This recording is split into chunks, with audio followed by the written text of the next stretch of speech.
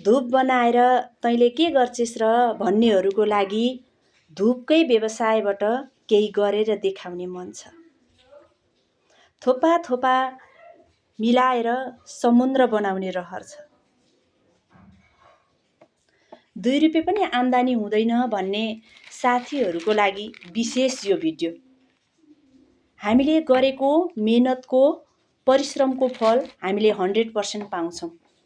दिनभरिको समयमा यत्तिकै घर बसिराख्नुभन्दा 2-4 रुपियाँ आम्दानी हुन्छ भन्ने आशाले यसरी धूपहरू बनाउनुहोस्।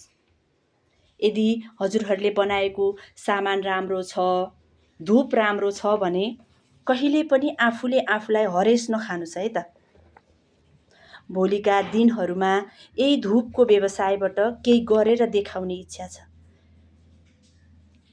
धेरैजना साथीहरूको मनमा अझै पनि जिज्ञासा आइरहेको छ, बिक्री हुँदैन, कसरी बेच्ने, हामीले गरेको कामलाई कसैले पनि सम्मान गर्नुहुन्न भन्ने साथीहरूलाई सपोर्ट गरेर देखाउनु छ।